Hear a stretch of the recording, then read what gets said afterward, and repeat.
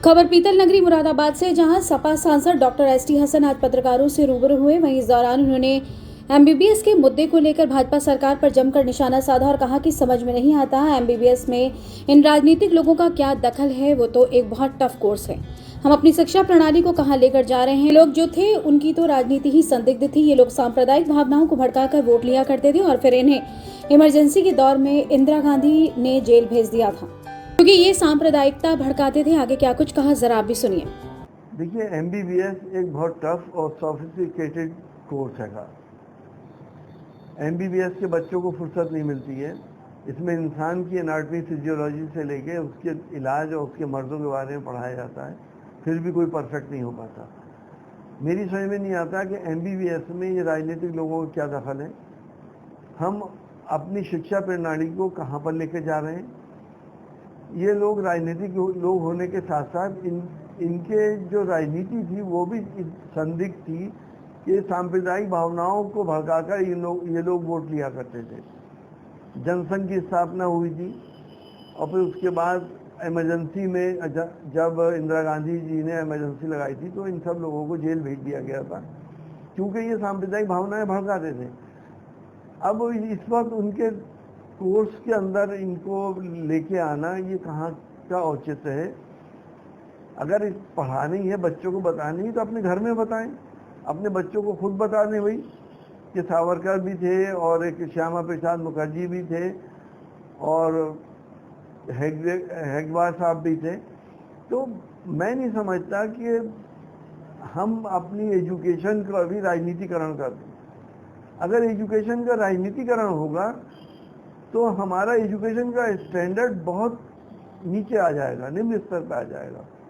MBBS के छात्रों को ज़िंदगी और मौत से जूझना पड़ता है, मरीजों की ज़िंदगी का सवाल होता है। वहाँ पे इन महान पुरुषों की जीवनी काम नहीं आती। जब कोई मरता हुआ मरीज होता है तो वहाँ पे उसका इलाज इम्पोर्टेंट होता है। तो मैं तो इसको बहुत ही बेसलेस एब्सर्ड सा समझता हूँ कि ऐसा काम होना नहीं चाहिए। सर, कहीं ऐसा नहीं लगता कि मध्य प्रदेश से यूपी को साधा जा रहा है, यूपी के वोटर को साधा जा रहा है इस तरह करके? हो सकता है यूपी में भी, लेकिन हम समझते हैं योगी जी इसको नहीं लागू करेंगे क्योंकि यहाँ एमबीबीएस का कोर्स है और यहाँ पे बहुत बच्चे पढ़ रहे हैं। डॉक्टर्स की बहुत कमी है। अगर इस तरह से इन सब चीज़ों को पढ़ाया जाएगा तो अपने कोर्स पर क्या ध्यान देंगे।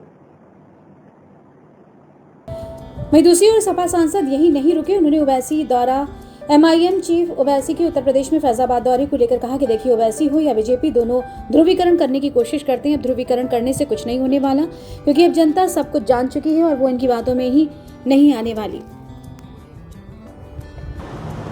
देखिए, ओवैसी साहब हो या बीजेपी हो, ये तो दोनों पार्टियां अयोध्या से ही शुरुआत करती हैं और कर भी रही हैं। हम ये कहना चाहते हैं कि इस वक्त दुनिया 21वीं सदी में जा रही है। हम अपने हिंदुस्तान को 5000 साल पहले क्यों लेके जा रहे हैं। जो होना था, जैसे हो गया वो तो हो चुका, उसे हम क्यों बिला वजह कीचड़ में पत्थर मार रहे हैं जो छींटे उछले। हमें मालूम है कि क्या हुआ, कैसे हुआ, क्यों हुआ, लेकिन अब सोच हमारी आगे के लिए होनी चाहिए, देश के लिए होनी चाहिए। अब इन बातों को ख़त्म करके हम सबको एक साथ मिलके विकास पे ध्यान देना चाहिए, रोज़गार पे ध्यान देना चाहिए, किसान पे ध्यान देना चाहिए और देश को आगे बढ़ाने की बात हो। वो तमाम ताकतें जो विघटनकारी हैं, जो हम यहाँ के रहने वालों के बीच में दरारें पैदा कर रही हैं, उनसे हम लोगों को बचना चाहिए।